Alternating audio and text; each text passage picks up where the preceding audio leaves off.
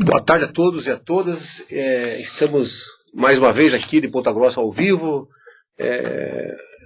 nesse curso sobre contratação de obras públicas com os arquitetos e arquitetas, os engenheiros e engenheiras do curso de residência técnica. Eu queria agradecer mais uma vez pelo acompanhamento de todos, agradecer a pergunta que foi feita aí, que eu já vou responder em seguida, pela Caroline Cavalcante de Londrina. Agradecer a Fernanda, nossa tutora lá, que nos encaminhou a pergunta. Aos que não estiveram conosco semana passada, meu nome é Hamilton Bonato, sou procurador do Estado do Paraná, advogado, portanto, sou engenheiro civil, licenciado em ciências, licenciatura curta, em matemática, licenciatura plena com especialização nessa área que nós estamos conversando aqui, dentre uma das minhas especializações, obras públicas. Antes, o que nos foi perguntado pela a Caroline Cavalcante de Londrina? Agradeço, Caroline, a tua pergunta é extremamente importante. Antes da gente acompanhar, continuar a nossa disciplina, é muito importante eu responder para você e já adiantar a você e a todos que, como a pergunta sobre regime diferenciado de contratação, que nós, apesar de não estar no programa, o regime diferenciado de contratação, mas é contratação, nós incluímos, inclusive nesses PowerPoint que vocês têm à disposição aí, já está incluído. Por quê? Exatamente por causa das questões relativas à sua pergunta. O que me perguntava, então, a Carolina, se agora, com o regime diferenciado de contratação, a medida provisória 630, que está sendo transformada, será, daqui uns dias, provavelmente transformada em lei, já aprovada na Comissão de Constituição e Redação do Congresso Nacional, onde a relatora foi a senadora Gleice Hoffmann, aqui do Paraná. O regime de diferenciado de contratação, que iniciou lá com as Olimpíadas e Paralimpíadas, para a Copa do Mundo, para a Copa das Confederações, e depois, e também para os aeroportos, né, que estava a 350 quilômetros das cidades sedes, né, que foi a Lei 2.396 de 2011, e depois se ampliou o regime de diferenciado de contratação também para obras do PAC, lá com a Lei 12.688 de 2012, e assim foi ampliando depois com obras do SUS, Sistema Único de Saúde, também em 2012 com a Lei 12.745, depois com os sistemas públicos de ensino, foi ampliando, Lei 12.722 de 2012, depois também para os estabelecimentos penais, e socioeducativos, com a medida provisória 630, e agora que está sendo discutido no Congresso Nacional a possibilidade de utilização do regime diferenciado de contratação para tudo e para todos os entes, para a União, para os estados, para os municípios, para qualquer obra e serviço de engenharia. Inclusive, além de para tudo, ainda para a possibilidade de quem fizer a obra pode ser contratado por até 5 anos para fazer a manutenção e outras regras que hoje nós ainda não vamos entrar nesses detalhes, porque nós teremos aqui uma aula só para isso, só para tratar cada detalhe do regime diferenciado de contratação, que passou a ser muito importante para nós, que nós no Estado do Paraná vamos usar, tanto no município, com as obras municipais, como as obras estaduais, como as obras da União aqui no Estado. Poderá ser usado o regime diferenciado de contratação, mas ela diz assim, ela pede a minha opinião sobre a medida provisória 630 e com sua conversão em lei, no que ela repercutirá e qual a opinião, provavelmente querendo uma avaliação de minha pessoa. Essa avaliação está sendo feita, evidentemente, por mim e por tantas pessoas que lidam com licitações de contratos. Hoje mesmo pela manhã, hoje, dia 25 de abril de 2014, pela manhã, estava havendo um grupo de estudo na Secretaria de Infraestrutura e Logística para discutir essa questão, porque o pessoal lá gosta de andar na frente, eu acho muito interessante isso, para estar preparado para as coisas que vêm. estavam discutindo isso, e estudando a lei, e qual a repercussão que essa lei poderá proporcionar aqui para as obras públicas do Estado do Paraná. A Paraná Indicações está também com um grupo de estudos que estará iniciando semana que vem, provavelmente, grupo esse que eu participarei, e tantas outras pessoas. Tem muitos detalhes a ser discutidos que eu não vou, nesse momento, discutir. Mas a maior discussão de todas, viu, Caroline, e demais alunos e alunas, é a questão da contratação integrada, né? Contratação integrada, essa talvez seja a maior polêmica. Tem a questão da remuneração variável, tem a questão de contrato de eficiência e tantas outras. A inversão de fase, possibilidade de inversão de fases, que no Paraná não vai ser problema, porque o Paraná já tem a Lei 15.608, que já usa a inversão de fases. Mas a contratação integrada é aquela contratação em que, a hora que se licita uma obra, você não tem ainda o projeto básico, muito menos o projeto executivo. Você tem tão somente um anteprojeto. Tá? Segundo a lei, com elementos técnicos que possibilitaria a caracterização da obra e serviço. Eu, particularmente, pelo menos a princípio, acho, pelo menos de maneira genérica, usar genericamente isso, um perigo. Você contratar uma obra com um projeto básico, mesmo bem elaborado, já é uma dificuldade. As questões surgem do decorrer da obra que só nós que lidamos o dia a dia com a obra, nós que digo eu, vocês, engenheiros e arquitetos, nós sabemos o quanto causa problema, mesmo com projetos bons. Com projetos ruins, com certeza causa muito problema. Imagine você apenas com um anteprojeto. Que foi desenvolvido. Qual a ideia da contratação integrada? Você contrata a empresa apenas com anteprojeto, essa empresa que vai desenvolver o projeto básico e o projeto executivo. E com esse projeto básico e executivo, ela vai executar a obra. Aí vem vários questionamentos.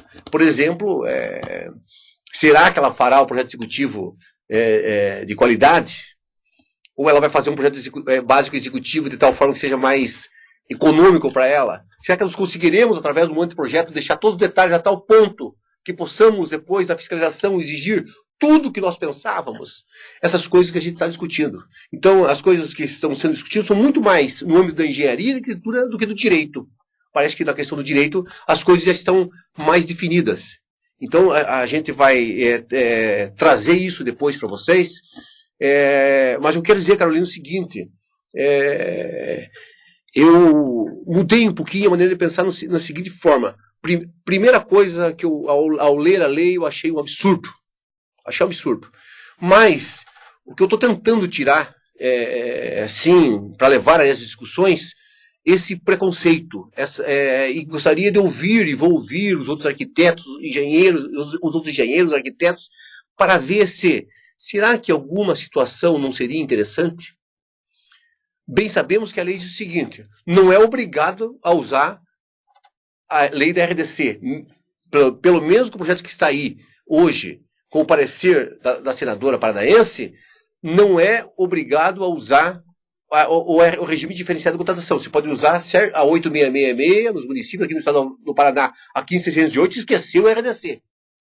E mesmo assim, caso você opte pelo RDC, caso a sua opção seja pelo RDC, mesmo assim, você só usará essa contratação integrada aqui se você, primeiro, quiser.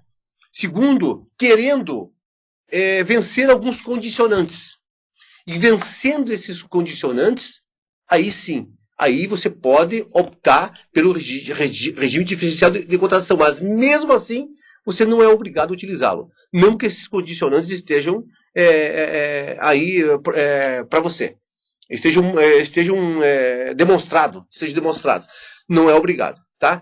Então, o que eu vou trazer para vocês lá na nossa última aula, na verdade, é o regime diferenciado de contratação com todas essas análises aí que nós estamos fazendo e talvez tenha até outras novidades além dessa minha opinião. Para mim, por enquanto, o mais perigoso de tudo, o regime diferenciado de contratação, que nós mais temos que ter cuidado, é a questão da contratação integrada. Certo? Contratação integrada é realmente algo que tem que ser tratado com muito cuidado. Além também do contrato de eficiência, remuneração variável e outros institutos que tem aí. Mas a contratação integrada, para mim, é muito difícil. Eu imagino como engenheiro contratar uma obra para alguém. Estou dizendo como engenheiro porque eu sou engenheiro, mas os arquitetos também. Você ser contratado para alguém e não ter o projeto básico para elaborar, por exemplo, o seu orçamento. É muito difícil se a partir de quem trabalhou com orçamento, quem trabalha com orçamento, eu trabalhei muito tempo com isso, é muito difícil você fazer um orçamento com uma segurança razoável sem que você tenha um projeto básico.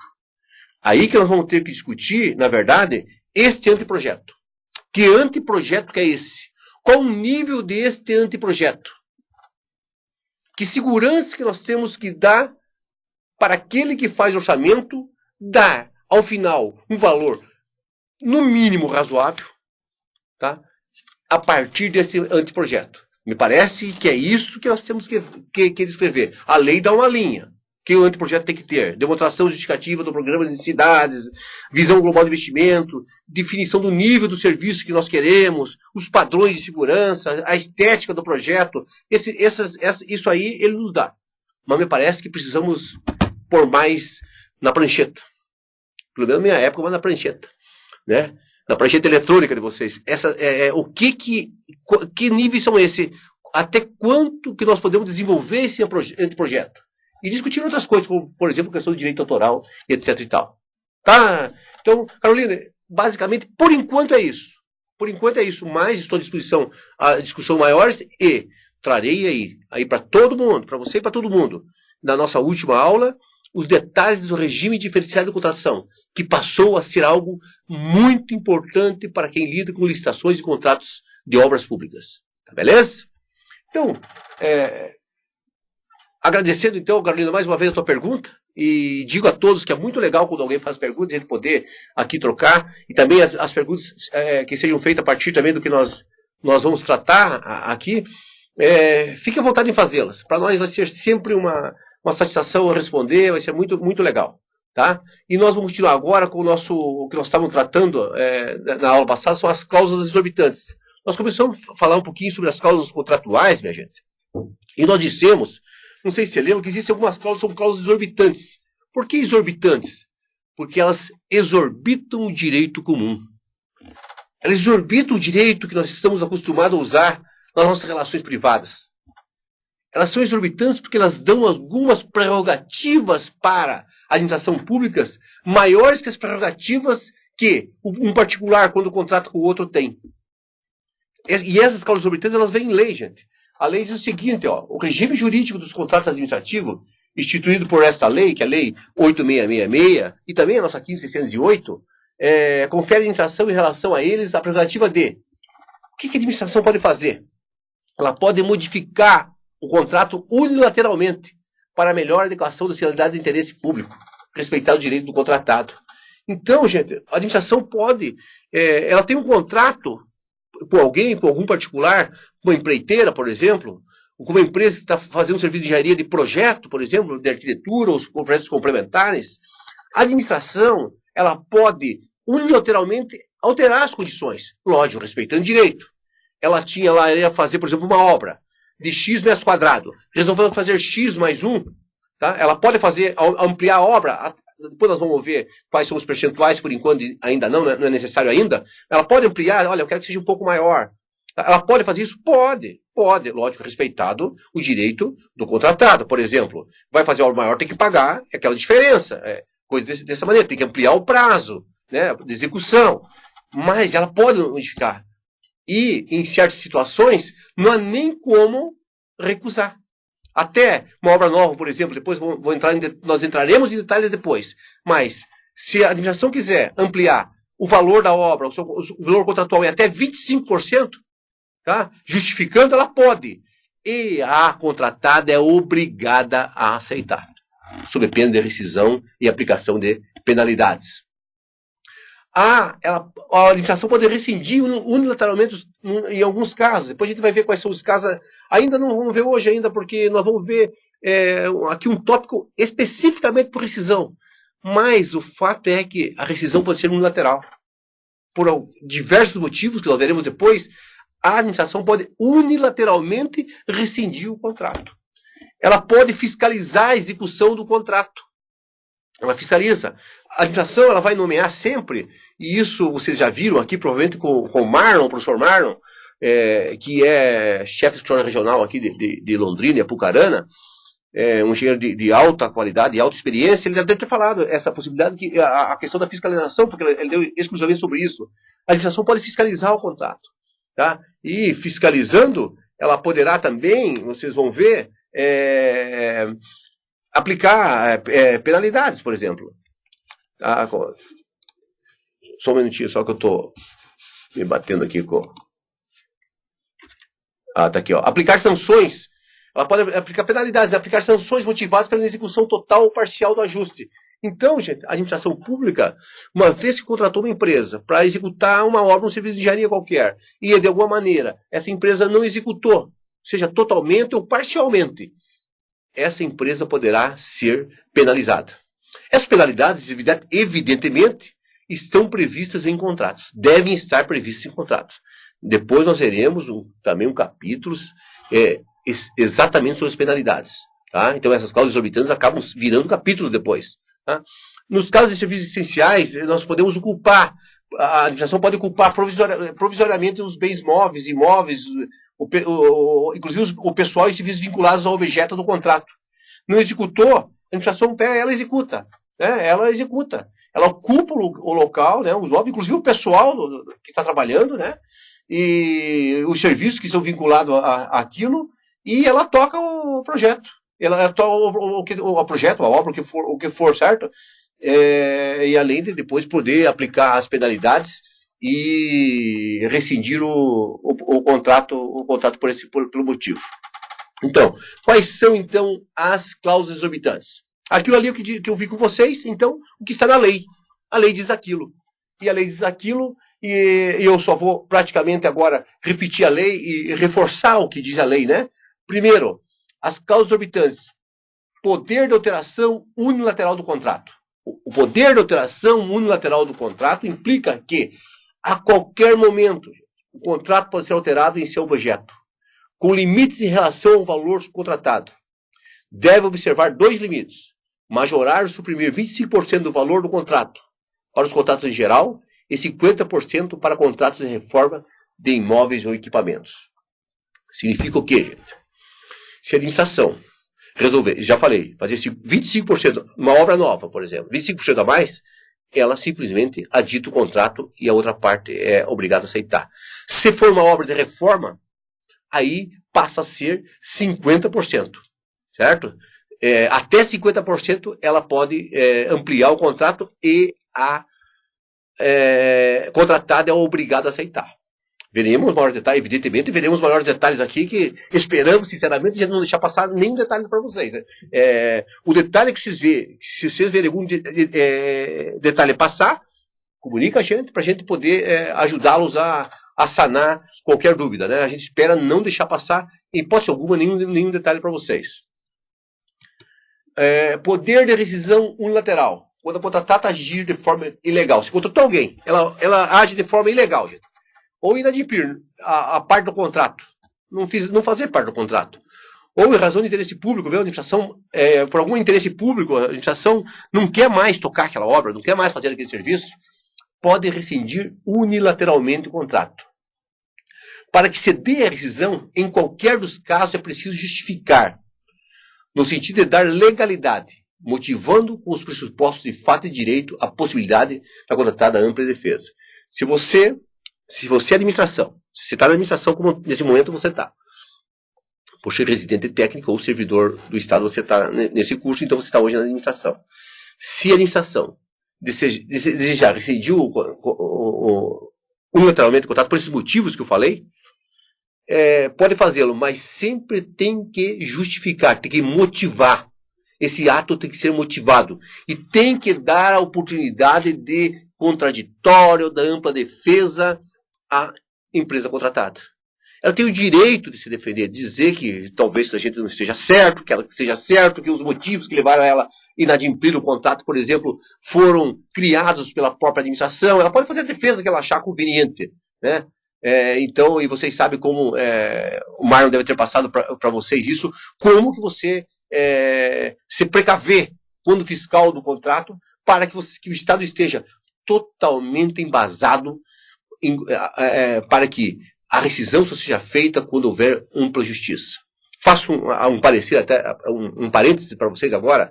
Eu acabei de terminar, alguns meses atrás terminei, vocês conhecem, sabe que a PGE e a CIO e a Parada de Indicações têm alguns cadernos orientadores, né? Que uma parte foi coordenada por mim e uma outra parte eu fiz como autor. E agora tem mais um novo caderno, chama-se Caderno de Fiscalização. Talvez o mais completo de todos os cadernos, um caderno bastante interessante. Ali vocês vão ver, que vai talvez até complementar o trabalho do próprio Marlon, ali vocês vão ver como se fiscaliza uma obra. Toda a parte, não apenas a parte da engenharia, da arquitetura, a parte técnica da engenharia e arquitetura, mas também aquela parte jurídica e administrativa, que o engenheiro e o arquiteto precisam saber. O engenheiro e arquiteto, falei no primeiro dia aqui, na primeira aula que nós tivemos, ele tem que entender, primeiramente, para ser um engenheiro público, um arquiteto público, primeira coisa que ele tem que entender é de contrato. E se ele vai ser fiscal de contrato, ele tem que saber. E lá nesses documentos, eu pensei em fazê-lo quando haveria concurso para engenheiros na Parada de Indicações, havia alguns arquitetos novos que tinham acabado de entrar na Parada de Indicações e na Secretaria de Infraestrutura e Logística, e eu imaginei assim, puxa, quando eu saí da universidade, quando eu fiz engenharia na Universidade Federal do Paraná, eu saí de lá, se me mandassem fiscalizar uma obra pública, eu confesso para vocês, gente, eu não tinha a mínima ideia como isso poderia ser feito. E eu acredito que talvez alguns desses engenheiros e arquitetos novos também fossem igual a mim e também não tivessem a ideia. Então lá nesse trabalho nós fizemos assim, você está no escritório regional e está indo para uma obra. Nós fizemos inclusive checklist da seguinte forma, não saí do escritório ainda. Ao sair do escritório, o que eu tenho que ter? Tá, tem um checklist para isso. A hora que eu piso pela primeira vez na obra, no canteiro de obras, o que eu tenho que fazer? Tem um checklist para isso. Cada vez que eu for na obra, todas as vezes que for na obra, o que eu tenho que fazer? Eu tenho que fazer isso, tem checklists enormes. Quando eu for fiscalizar lá uma fundação, o que eu tenho que ver? Um serviço de lógica, o que eu tenho que ver? A parte elétrica, a parte hidráulica, então tem tudo lá. Talvez isso seja, eu recomendo esse trabalho para vocês, porque é um trabalho que está sempre sendo complementado, né? E vocês podem colaborar depois com sugestões de melhorar, evidentemente que muitos de vocês, isso provavelmente tem mais experiência até em obra do que eu.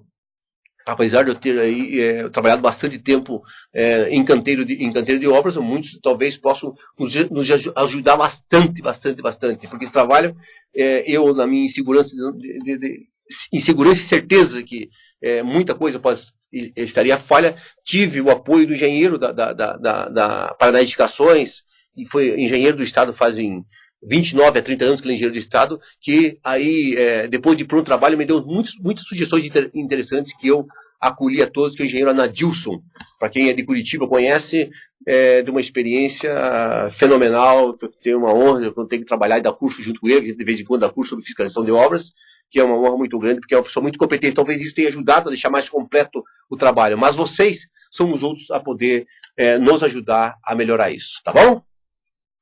Então só fica aí a dica, né, para que a hora que sair esse trabalho, vocês buscarem folheá-lo, né? O poder de exigir garantia. Tá? A administração pública pode exigir que o contratado lhe dê garantias. Essa garantia não pode exceder a 5%. Essa garantia que eu estou falando, gente, é uma garantia de contrato. Alguém vai assinar um contrato. Tá? O que a lei possibilita? Você assina um contrato com a administração pública, porém eu quero que você garanta, faça uma garantia no valor de até 5% do contrato. 5%. Se o contrato custa 1 milhão, tem que garantir lá com 50 mil. 500 mil, falei? 1 milhão? 1 milhão, 100, isso mesmo. Então, 5% garante com o quê? Essa garantia, ela pode ser dada de várias formas, né? É a contratada que vai escolher a forma de garantia, certo? É a contratada que vai escolher a forma. Nós vamos ver aqui depois o capítulo só sobre garantia, mas é ela que vai escolher. Ela pode garantir em dinheiro, depositar numa conta do Estado, que o Estado diz que conta que ela tem que depositar, ela vai lá e deposita, nos comprova que depositou esse valor numa conta. É uma conta que está em nome do Estado e dela, é garantido. Essa conta é uma conta que é sempre corrigida, tá? Ela pode fazer isso, então, essa garantia é chamada caução. Ela pode fazer também em seguro garantia, em carta fiança. É ela que escolhe esse tipo. Mas depois nós vamos discutir exatamente o que veio a ser essas garantias. Nós teremos também um momento próprio para isso, tá? O poder sancionatório, que eu já falei para vocês, é que nós podemos, dentro desse poder sancionatório, aplicar as seguintes penalidades, gente. Advertência. Ela pode ser verbal, essa advertência, viu, gente? Depois você faz toma termo. Depois você escreve. Você pode já advertir no canteiro, advertir verbalmente. Depois você toma termo, você escreve e encaminha. Multa. Suspensão temporária de contratar com a administração pública. Até 2 anos a suspensão. Declaração de inidoneidade. Ali, gente, há um erro aqui, gente, que eu acabei de ver aqui, ó. A declaração de inidoneidade no prazo de 2 anos. No prazo de 5 anos. Tá, gente? Se vocês quiserem depois corrigir, no prazo de 5 anos a declaração de inidoneidade. Tá? Depois nós vamos ver todas essas sanções, nós vamos estudar elas, inclusive, com base nos próprios contratos do Estado, que pode servir para você que vai contratar, depois que acabar o programa de residência e não continuar no Estado através de um concurso, ou coisa assim, mas estiver no município ou estiver numa empresa privada que contrata com o Estado, né? Ali nós vamos tratar tudo a partir das condições gerais de contrato do Estado, né? Mas, evidentemente, é similar a qualquer condição de contrato de outro ente da federação, ou do município, da União. Nós vamos fazer com base nas condições gerais do contrato do Estado, beleza? O poder de fiscalização do Estado, que eu já comentei com vocês. A administração pública, ela vistoria as obras, as prestações de serviços, analisa os materiais. Ela entra na obra e vê isso, gente. Analisa os materiais, a mão de obra. Essas ações correspondem ao poder dever de fiscalizar o contrato administrativo. Existe exatamente, porque esse constitui um instrumento de concretização de interesse público. O Estado pode, gente, ele deve fiscalizar. O Estado é obrigado a fiscalizar, tá? Ele não só pode, como ele deve fiscalizar. Ele deve nomear um engenheiro, um arquiteto para fazer essa fiscalização. Tem que ser, nós vamos ver depois que... Nós já vimos, vocês já viram isso com o Marlon, nós vamos só repisar algumas coisas, tá? A questão de fiscalização, nós vamos só repisar algumas coisas, a não ser que vocês façam algumas perguntas específicas que eu possa ajudar, com o maior prazer, mas o Marlon deve ter falado para vocês. O fiscal, gente, ele tem que ser um profissional de engenharia e arquitetura. Ele tem que estar registrado ou no CREA ou no CAL. Ele tem que recolher uma ART ou uma RRT de fiscalização. Tá? Mas o Estado é obrigado a ter este profissional fiscalizando a obra. Tá? É um dever do Estado. Se o Estado não tiver, não tenha dúvida, gente. Tá? O controle externo vai pegar no pé do Estado, sim. Vai perguntar por que não nomeou. Vai multar o gestor do contrato que deixou de nomear o fiscal da obra. Tá? E esse fiscal é alguém, como eu falei, profissional da engenharia e arquitetura. Beleza? Tá? Por que a gente tem fiscal? Porque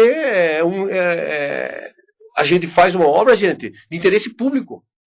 Nós temos o direito de o fiscal entrar na obra, né, e ver se tudo está de acordo. A mão de obra, o material, o desenvolvimento, o prazo, né, se o cronograma físico está correndo de acordo, se pode autorizar o pagamento de fatura, porque o cronograma físico permite a liberação do financeiro, coisa desse tipo aí, que hoje daí não entraria, porque o Marlon deve ter entrado em contato, conversado com isso com vocês, né? O poder de retomada do objeto. A administração pública pode retirar do contratado, total ou parcialmente, a execução do objeto do contrato, colocando novamente sob seu encargo o dever de executá-lo. Certo? Por quê? Porque o cara não fez. O Estado precisava da obra.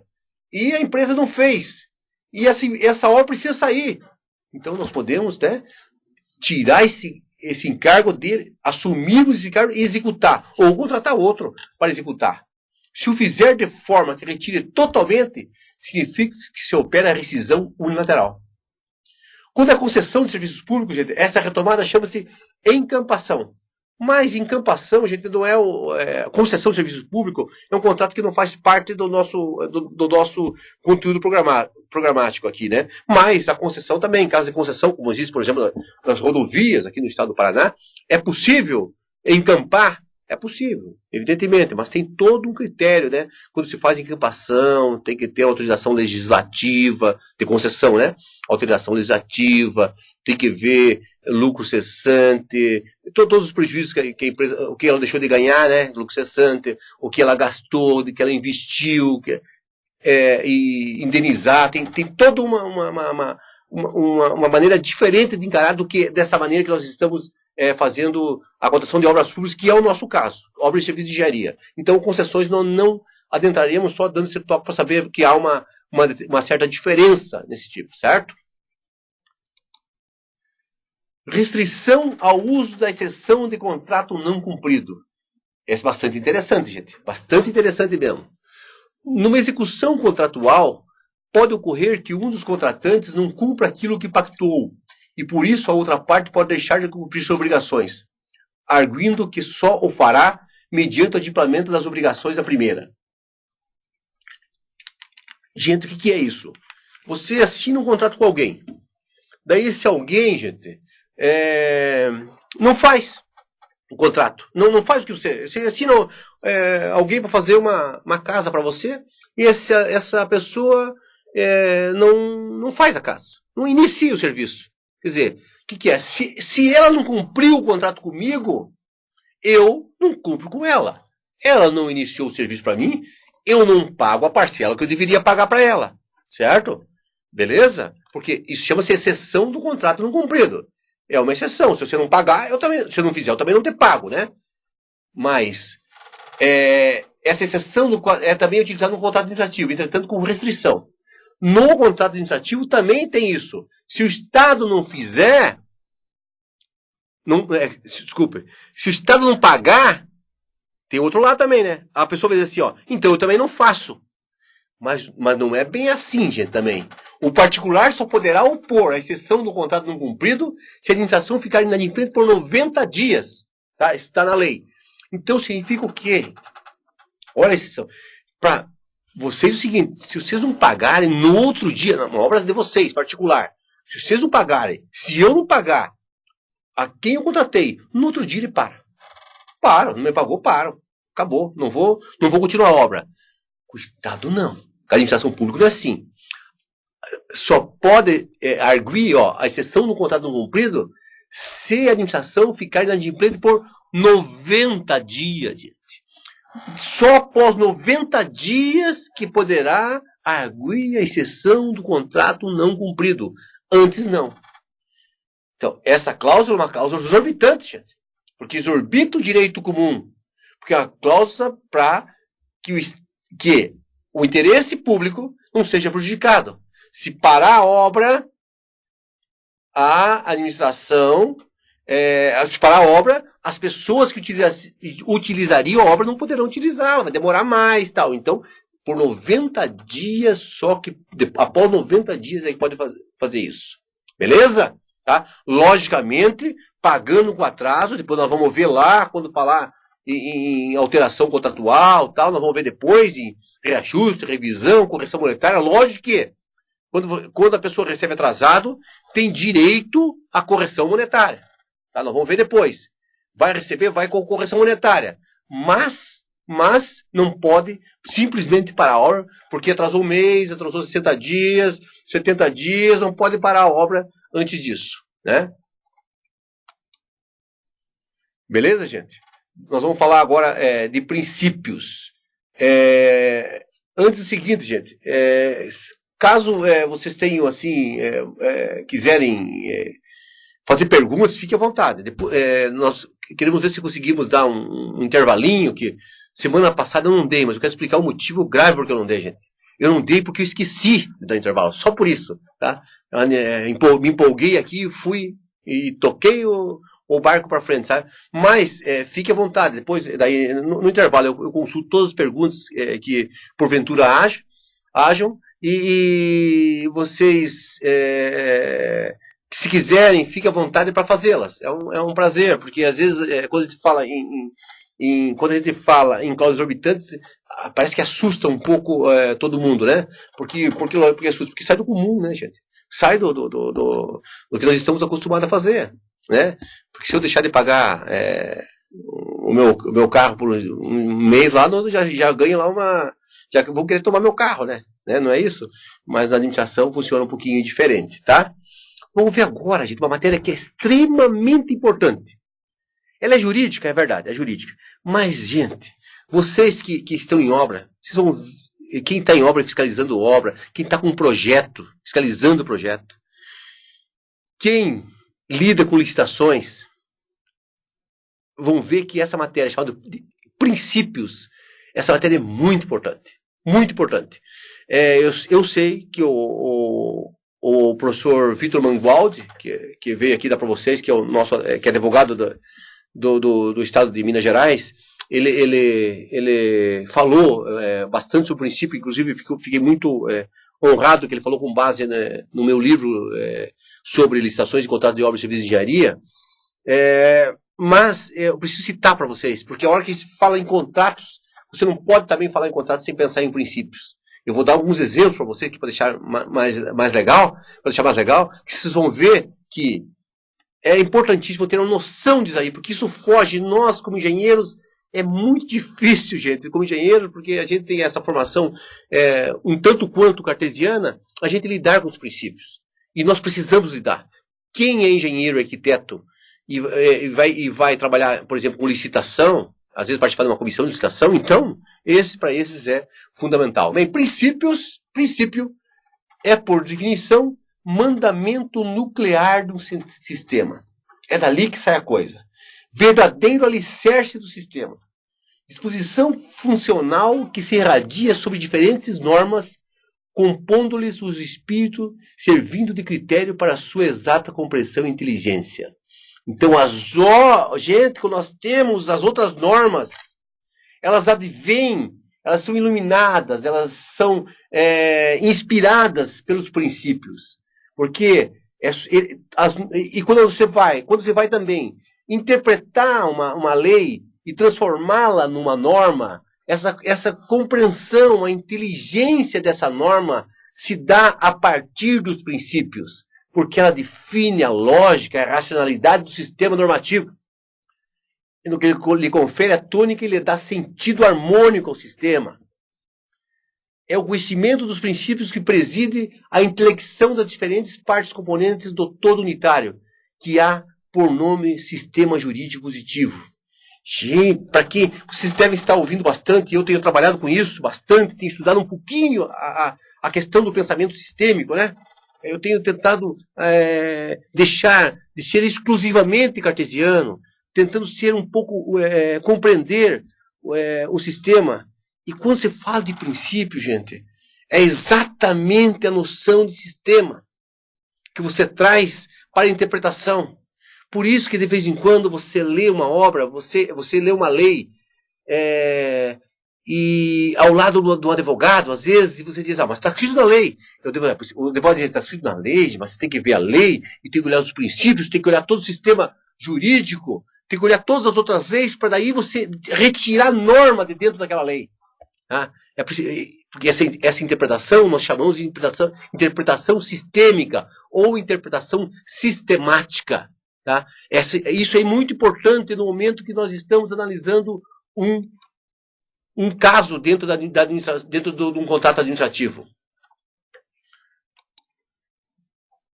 Então, eu já comecei a dar a diferença entre norma e princípio. Atenção, engenheiros e arquitetos. Norma é uma coisa, princípio é outra. tá? A distinção que já se encontra superada, essa distinção. Tá? Hoje está bastante superada, mas as pessoas não conhecem ainda. Tá? A dogmática moderna avaliza o entendimento de que as normas jurídicas podem ser enquadradas em duas categorias diversas: as normas de princípios e as normas de exposição. As normas de exposição, também referidas como regras, têm eficácia restrita a situações específicas às quais se dirigem. São aquelas normas que nós lemos e elas são especificamente para aquele caso. Agora, quando se fala de normas princípios, ou simplesmente princípios, tem normalmente maior teor de abstração e uma finalidade mais destacada dentro do sistema jurídico. Tá? Então, só voltando, né? Quando você tem uma lei, gente, e você interpreta essa lei, você está retirando uma norma dela. Tá? Você tirou uma norma. E quando você pega uma norma, uma norma regra, você diz assim, está escrito isso, é isso. Agora, quando você pega uma norma que é princípio, quando você pega um princípio, por exemplo, o princípio da legalidade, você vai ver que você tem que interpretar naquele caso como se aplica este princípio. Nós vamos ver em seguida. Vamos ver em seguida para você entender melhor. Não se preocupe. Tá? Olha assim, eu peguei mais um. Estou trabalhando com citações, você pode ver, de juristas e filósofos extremamente importantes no mundo jurídico, né?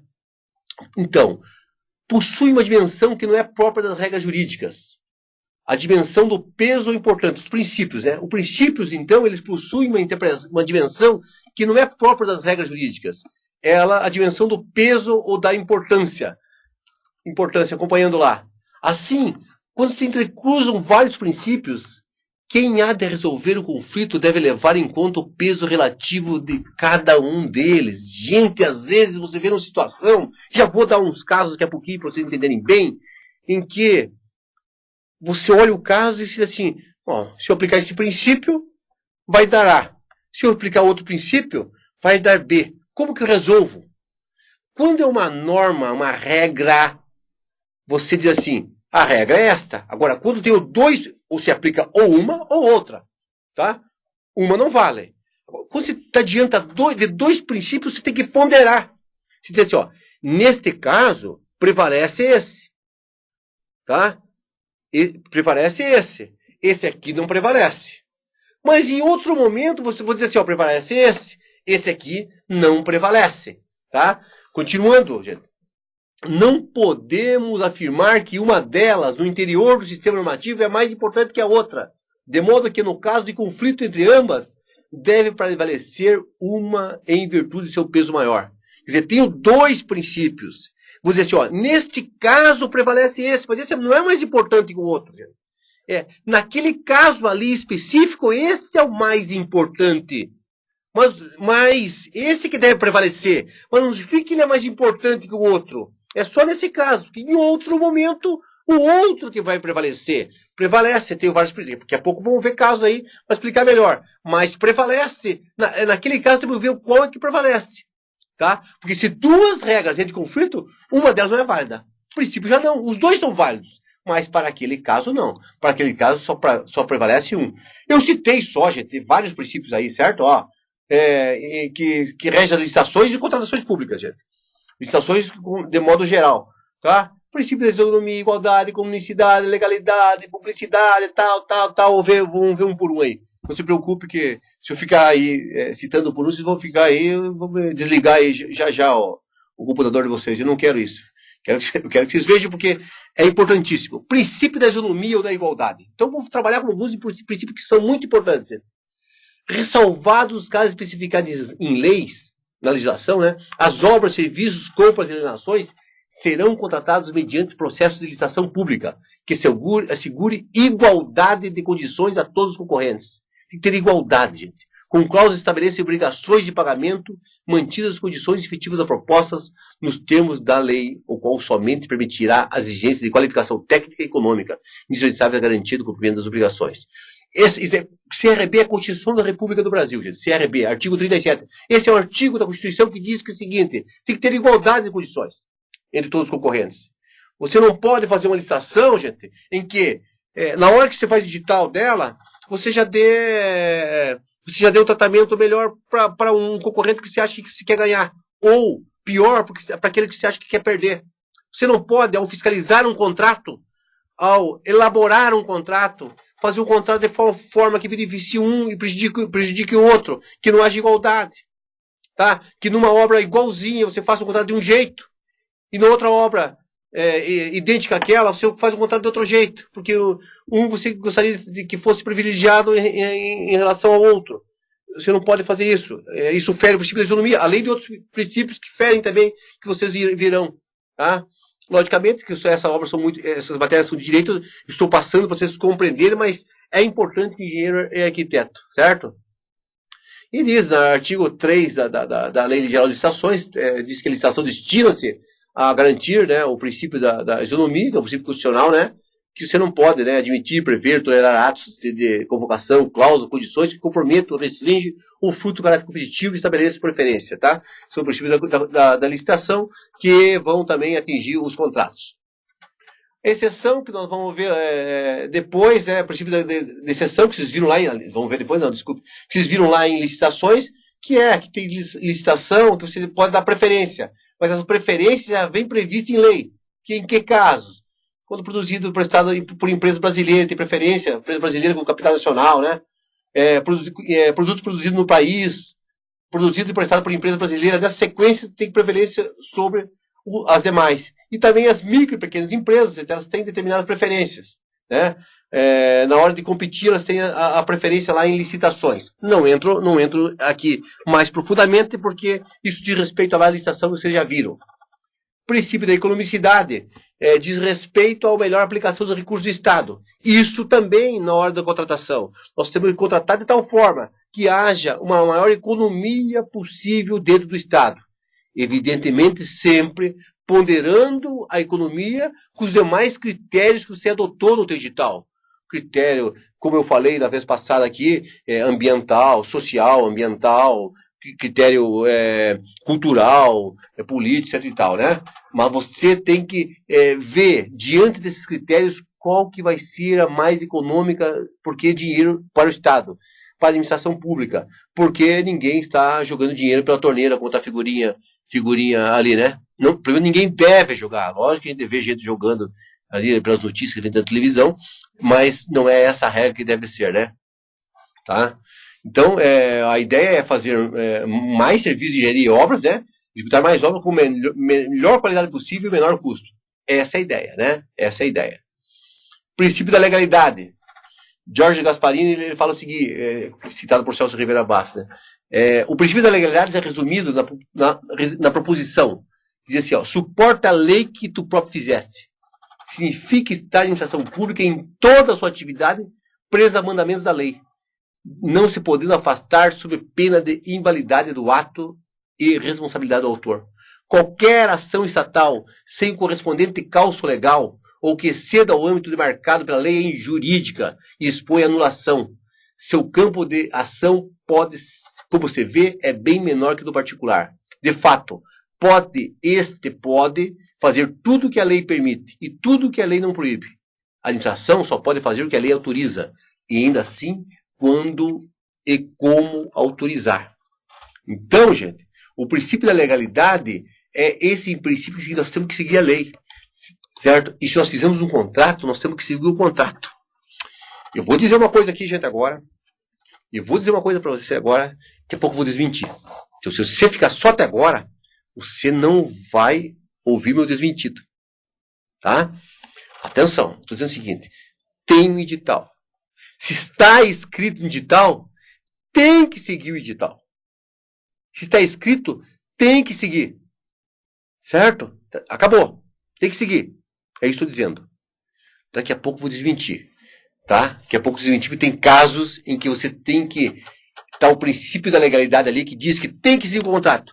Mas há outro princípio dizendo assim, opa, se eu seguir o contrato vai ter outros problemas. Tá? O princípio da legalidade é isso. Suporta a lei que tu próprio fizeste. Certo? Se você fez o contrato, que é o edital, e o contrato que é lei entre as partes, você tem que suportar. Mas, desde que não fira outros interesses, desde que não fira outros princípios que, naquele caso, ao ponderar, eles são mais importantes que os demais. Beleza? Depois eu desminto isso. Ainda bem que eu avisei, né? Princípio da publicidade. As administrações públicas, os atos devem ser de livre acesso a todos, né? Os cidadãos, né? Todo mundo tem que ver, tem que publicar tudo, né? Não pode haver segredos, nada pode estar oculto. A fase de divulgação do aviso de abertura digital, seu conteúdo, exame das propostas, documentações, as certidões, tudo, até abertura dos envelopes de julgamento, deve ter as informações franqueadas a todos os interessados. Tá? Um procedimento sem a devida publicidade é anulável. Aí nós vamos ver depois, vem a lei do RDC e diz o seguinte, gente. O orçamento, nós vamos ver depois no RDC, só vou dizer para vocês por enquanto, o orçamento, ele é sigiloso. Quem vai participar da licitação não sabe quanto é o preço estimado pela administração. Existem casos da RDC que assim deve ser comportado. O orçamento é sigiloso. Só os órgãos de controle, a administração, quem faz, evidentemente, e os órgãos de controle externo é quem saberão. Tá? Então, este é um caso em que a lei permite, a lei da RDC permite, o sigilo, então, da proposta. Sabe? Mas, em regra geral, o princípio da publicidade deve ser seguido. O princípio da moralidade. Então, o que eu falei foi uma exceção ao princípio da publicidade. O princípio da moralidade e da probidade, desculpe. O princípio da moralidade e da probidade administrativa. O comportamento da administração pública não basta ter fundamento legal. Gente, não basta ser o nosso ato ser legal. Ele tem que ser moral. Daí você me diz assim, e eu digo para vocês, como é difícil você ver que um ato é moral. E eu digo para você, se é difícil dizer que um ato é moral, é muito fácil, gente, perceber que um ato é imoral. A imoralidade, ela salta aos olhos, gente. Quem trabalha com licitação e contrato vê quando ou um proponente, ou alguém que está participando em algum lado da licitação, tem dentro daquele ato que ele pratica a imoralidade. É muito fácil perceber. Quando ele quer restringir a participação de algum, quer beneficiar alguém, é fácil perceber. Quanto mais experiência a gente vai pegando, evidentemente mais fácil fica de perceber. Mas digo que algumas vezes até uma criança pode perceber. Tá? Para emanar qualquer ato administrativo, é preciso que haja, por parte da administração, além do comportamento lícito, que ele seja moral, de bom costume, boa administração, justiça, equidade, honestidade. Tal princípio está previsto no artigo 37 da Constituição da República. Tá? Princípio da vinculação ao instrumento convocatório. Aquela parte do princípio da legalidade, como se fosse um subprincípio do princípio da legalidade, que você tem que seguir a lei, tá? Mas como instrumento convocatório, o edital, o convite, é parte dessas leis, esse princípio da vinculação ao instrumento convocatório vai, mais uma vez, gente, aquilo ali que eu falei para vocês, que a lei exige que a administração, o cumprimento das normas e condições do edital, tem que cumprir o edital, gente, ao qual se acha totalmente vinculado. A administração está vinculada ao edital. Uma vez estabelecidas as condições do instrumento convocatório, esses regerão as relações daquele procedimento. Isto é, o edital se torna lei entre as partes. Já havia falado dessa frase? Assim, não poderá haver modificação ou inovação num previsto instrumento editalício. Fez edital, gente, aquilo deve prevalecer. Você tem que seguir o edital. Depois vou dar uma temperada nisso, já falei. Tá? Mas fez edital, tem que seguir o edital. Você pode alterar? A princípio você não pode alterar o edital. Mas tem um erro muito grande, tem uma modificação muito grande. Peraí. Então você altera. Mas devolve todo o prazo. Todo o prazo. Esta semana aconteceu o seguinte na secretaria. Tá? No 28º, acho que 8º dia, com o edital já dos 30 dias, a própria administração percebeu que havia um erro no edital. Eles perceberam, puxa, erramos no edital. Acabamos por equívoco, e foi por equívoco mesmo, deixando muito difícil a interpretação de uma das exigências. Daí vem o jurídico para conversar, alguém da licitação, o que nós fazemos agora? Simples, tá? Faz um novo edital, dá um novo prazo, devolve, arruma essa questão e dá 30 dias de novo. Pois, mas faltava só 2 dias. Pois é, falta paciência, é melhor arrumar agora do que depois do mandado de segurança, depois um problema depois na hora do contrato, um problema depois na hora da execução da obra. Arruma agora. Arrumar o edital, vai ser republicado, dará 30 dias e acabou. Não dará problema nenhum. Então eu posso alterar edital? Eu posso, contanto que eu devolvo. Se houver uma mudança substancial, né, como essa, por exemplo, que era uma das exigências para participação na licitação, você muda o edital, tá, e devolve o prazo para as pessoas oferecerem suas propostas. Por quê? Uma empresa que talvez não participasse da licitação pode agora querer participar. Com aquelas exigências que via antes, ela não participaria. Com essa, ela pode participar. Tá? Então, daí eu coloquei ali, gente, para vocês verem aí uma decisão aí do Tribunal de Justiça do Estado do Paraná. Ó. Licitação, nulidade, ocorrência. Vícios verificados no procedimento da concorrência pública. Declaração judicial de nulidade do certame. Independentemente da falta de impugnação na fase administrativa. Não foi impugnado nem nada, mas o Tribunal de Justiça anulou. Modificação de condições estabelecidas em edital, sem nova publicação deste, com graves prejuízos para os interesses em concorrer e para o próprio poder público. Violação do princípio previsto no artigo 37. Violação, na verdade, do princípio da vinculação ao instrumento convocatório. Certo? Tá? O que eu quero passar para você... Opa, pulei um aqui. Já vai, gente. O que eu disse para vocês é o seguinte. Olha essa decisão agora. Que eu lembro que eu falei que ia fazer voltar. Eu ia dizer uma coisa e depois ia voltar atrás. Se o ato convocatório impôs determinado requisito formal, há que reputar-se relevante e fundamentada exigência, maiormente se existiu tempestiva impugnação pelos licitantes. Era do conhecimento de todos que a exigência deveria ser cumprida. Quem não o fez deve arcar com as consequências da sua omissão. No entanto, é imperioso avaliar a relevância do conteúdo da exigência. Às vezes exigiam porcaria, que não era para exigir, não é importante isso. Não é incomum constar no edital que o descumprimento a qualquer exigência formal acarreterá a nulidade da proposta. A aplicação dessa regra tem que ser temperada pelo princípio da razoabilidade. Temperada, gente, ponderada, né? É necessário ponderar os interesses existentes e evitar que, a pretexto de tutelar o interesse público de cumprir o edital, produza a eliminação de propostas vantajosas para os cofres públicos. Quando o defeito é relevante, tem que interpretar-se a regra digital com atenuação. Vou contar um caso para vocês. Na época ainda da Secretaria de Obras Públicas.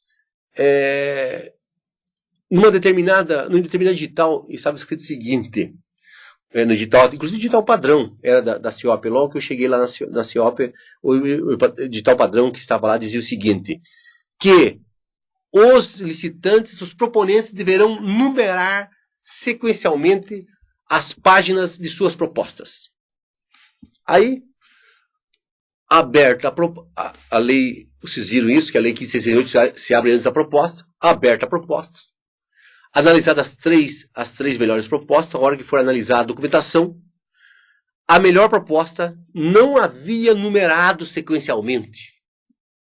Aí, uma das empresas, a que tinha tirado em segundo lugar, com preço bastante grande, um preço bem maior do que o que tiraram em primeiro lugar, pediu para que aquela empresa fosse desclassificada, porque ela deixou de numerar as páginas de suas propostas. Porque propostas são vários documentos, né? As páginas de sua documentação, né? São várias páginas, todas aquelas documentaradas lá, de uma, não sei quantas, dezenas de páginas, ela deixou de numerar. Aí, o que dizia a empresa que tirou em segundo lugar? O advogado dizia assim, cumpre a lei que tu próprio fizeste. Suporta a lei que tu próprio fizeste. Se você fez digital e diz que tem que numerar, e o cidadão não numerou, desclassifica o cidadão. Cumpra o princípio da vinculação ao instrumento convocatório, ele dizia. Ele dizia mais, cumpra o princípio da legalidade, ele dizia. Aí a a comissão suspendeu a sessão, foi ao jurídico para nós conversarmos, porque lá tinha esse costume, eu acho que esse é bom costume, né? Não por ser eu jurídico, mas por ser jurídico, temos que discutir, né, para julgar com justiça, tá? Uma comissão muito correta, muito competente, que tinha lá, como tem hoje também, na parada de indicações. O que nós fazemos? Daí eu perguntei para eles, gente, qual a diferença que deu? Deu 200 na época, uma obra de 2 milhões e pouquinho, deu 200 e poucos mil de diferença. Eu falei assim, gente, atenção à palavra, é razoável desclassificar alguém porque ela deixou de enumerar as páginas? Eles falaram assim, não é razoável. É econômica? É econômico? Não, vamos gastar mais. Então, peraí, gente. Então, tem princípios aí, há um conflito aparente de princípios. Tá? Há um princípio que diz que cumpra a lei que tu próprio fizeste, princípio da legalidade, junto com ele, do ladinho, o princípio da vinculação ao instrumento convocatório, do outro lado, tem o princípio da razoabilidade e princípio da economicidade, além de outros. A hora que você vai pôr esses dois princípios, a comissão é que tem que decidir, não sou eu. E peço para você decidir também, você que está me assistindo, você tem que ponderar esses princípios. Gente, um dos dois lados tem que prevalecer. Ou esse da legalidade, ou da razoabilidade, por exemplo. Qual o princípio que deve prevalecer? É razoável desclassificar a empresa, o Estado pagar 200 e poucos mil reais a mais? É razoável isso? Daí a resposta da comissão, não sei qual foi a sua resposta aí, mas a resposta da comissão falou, não é razoável não. Só porque o cara deixou de numerar as páginas? Exatamente. Mas como é que a gente justifica isso? Não pode ficar sem numeração da página. Verdade. Você não suspendeu a sessão? Vocês não suspenderam a sessão? Falei para o presidente e para os outros suspenderem. Então, vocês reabram. Sugiro isso. Tá? Vocês decidem. Que decide a comissão, não é o jurídico. Decido isso. Os reabram a sessão, a sugestão que eu dou, e digo assim, realmente as páginas não estão numeradas. Por favor, a empresa que deixou de numerar a página, por favor, queira, na frente de todo mundo, numerá-las. Tá? Ou senão, a própria comissão podia numerar na frente de todo mundo. O que foi aconteceu? A empresa foi, numerou as páginas, resolveu. Quer dizer, não houve mais a falta. Resolveu na ordem que todo mundo viu ali, que foi aberto, certinho. Quer dizer, na hora de haver dois, apesar da vinculação ao instrumento convocatório, apesar desse princípio dever prevalecer, mas havia outro princípio, também do outro lado, pensando em uma outra coisa. Aí deve ser ponderado qual que deve prevalecer. Certo? Num contrato, para falar em contrato e não só em licitação, acabei falando de um exemplo de licitação, uma empresa uma vez, na cidade aqui que eu estou, inclusive de Ponta Grossa, coincidentemente, estava executando uma obra e executou 99,8% da obra. Deixou de executar uma partezinha de 12%, que é a questão de impermeabilização lá. Deixou de executar. O que o fiscal fez? O fiscal multou ela por execução parcial do contrato. A multa por execução parcial do contrato, nós veremos nas aulas seguintes, é de 20%. 20%. O que o fiscal diz? Está escrito no contrato, tem que aplicar, suporta a lei que tu próprio fizesse, agora é o contrário. Aceita, cumpra a lei que você, cumpra o contrato que você assinou, dizer para o empreiteiro. Aí eu pergunto para vocês, porque é um princípio de cumprir o contrato, tá? Princípio da vinculação ao instrumento convocatório, que lembra que o instrumento convocatório, vocês viram lá, junto dele tem a minuto do contrato. Tem que cumprir o contrato. Esse princípio tem que ser cumprido. Mas há um outro princípio, gente. É razoável comprar multa de 20% de alguém que executou apenas 2%? Não é melhor chamar e dar e permitir que ele execute esses 2%? Tá? Arrume esse serviço de 2%. Na verdade, estava errado o serviço e arrume.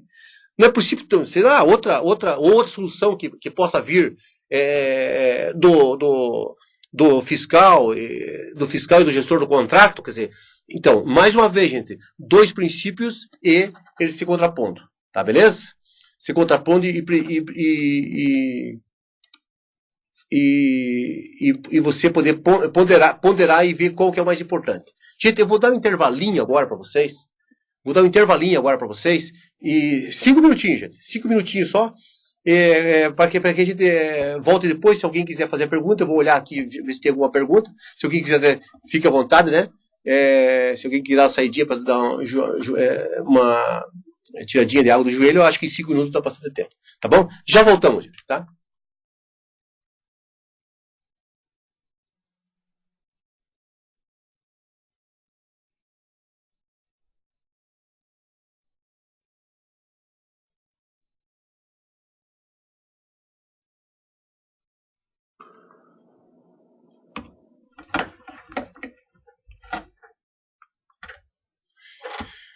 Bem, gente, continuando então, né, gente, para nós continuar então os princípios nós estamos vendo. Vamos ver se a gente vai conseguir hoje, com certeza, terminar esses princípios, verificar um pouquinho o que é o aditivo contratual, né, para na próxima aula nós começar quente com as próprias condições gerais do contrato, com todos aqueles problemas polêmicos que nós conhecemos. Dali em diante, praticamente, as coisas se tornam bastante práticas, mas, compreendo, é importante que a gente tenha em mente que esses conceitos que nós estamos vendo aqui são conceitos importantes. Só para ter uma parte da mensagem, pergunta se as condições gerais do contrato são aplicadas a todos os tipos de contratações em obras. A Nayara, do Polo Londrina, pergunta se as condições gerais de contratos e convênios são aplicadas a todos os tipos de contratações em obras. Viu, Nayara? Cada edital, ele tem que ter, ele precisa ter, cada edital ele precisa ter a minuta do contrato. Tá? Você deve ter visto lá com o professor Vitor Mangualdi. A hora que você publica o edital, faz a administração, publica o edital, um dos anexos ao edital, obrigatoriamente tem que ser a minuta do contrato. Dentro dessa minuta do contrato, de cada contrato, tem as suas condições gerais. Então, logicamente, todos os contratos têm as suas próprias condições gerais. Tá? Todos. Nós vamos ver a partir da aula que vem quais são essas condições gerais. Mas todo contrato tem. Tá? Alguns órgãos, algumas entidades, elas têm essas condições gerais, porque elas são sempre iguais para aqueles órgãos, padronizadas. No estado do Paraná, por exemplo, quando se faz edificações, sempre se usa as mesmas condições gerais. Elas são padronizadas. Tá? Que é uma resolução da Secretaria de Infraestrutura e Logística, que é quem dá as diretrizes para as obras de edificações do estado do Paraná, além de edificações também de rodovias e tal, mas para todas as obras de infraestrutura do estado do Paraná, dá as diretrizes. Então, no nosso caso, nós estamos falando de edificações. Nós temos uma resolução em que esta resolução faz parte do nosso edital e, consequentemente, faz parte da minuta do contrato.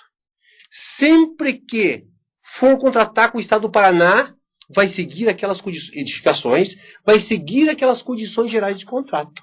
Certo? Tá? É possível, por exemplo, o Banco Interamericano de Desenvolvimento, o BIRD, ele tem suas próprias condições gerais.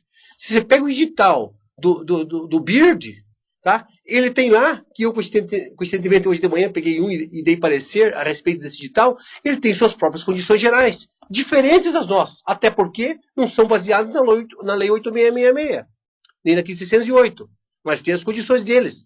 Tá? Porque quando alguém contrata, ele já sabe de antemão sobre que condições ele contratará. Perfeito? Perfeito? Espero que seja essa a sua dúvida. Então, as condições gerais de contrato, você me pergunta assim, são aplicadas a todos os tipos de contratações de obras? Todos os tipos de contratações de obras têm que ter suas condições gerais de contrato. Mas, umas podem ser diferentes da outra. Digo para vocês, as condições para o Estado do Paraná, o ente Estado, para a administração pública estadual, sempre serão as mesmas condições gerais do contrato. É a resolução número 32 que você vai encontrar no site e vou colocar até um link para vocês aí, para você e para os demais, tá? Vocês sempre usarão aquelas. Mas as outras usarão outras condições gerais. Sempre, evidentemente, embasada na lei. Certo? Sempre embasada na lei. Seja para nós na Lei 1508, de 2007, uma lei paranaense, subsidiariamente na Lei 8666, para os municípios no Paraná, todos pela Lei 8666, para a União, pela lei, os contratos da União sempre são contratos de obra e engenharia pela 8666. Tá? Via de regra, não vão ver menos no contrato da RDC, tá? Porque a lei da RDC diz serão pela 8666, salvo algumas especificações que a própria lei dá. Então, a resposta é essa. Sempre haverá condições gerais de contrato. Sempre terão condições gerais de contrato. Umas podem ser diferentes das outras. Uma pode estipular, por exemplo, multa de 5% por descumprimento contratual, outras, como a nossa, 20% por descumprimento por execução total e parcial, 20%. Outros podem ter outra forma de multar. Então, o pagamento pode ser para nós, a cada 30 dias, depois da medição. Para outro pode ser a cada 15 dias. As condições gerais do contrato que vão dizer, tá? Em cada uma deles. Beleza? Se não for isso, por favor, fique à vontade em perguntar mais, tá? Beleza? Continuando então. O princípio do julgamento objetivo. O julgamento objetivo, gente, tem que julgar conforme o edital. Ali eu só citei no artigo 3º, então, da Lei 866, que diz que o julgamento tem que ser objetivo, né? Tá? E no artigo 41 diz que a administração não pode descumprir as normas de condições de edital, a qual se acha estritamente vinculada. Evidentemente, mais uma vez, lembrando a questão de ponderação de princípios, né? Como nós tínhamos falado, a questão de ponderação de princípios.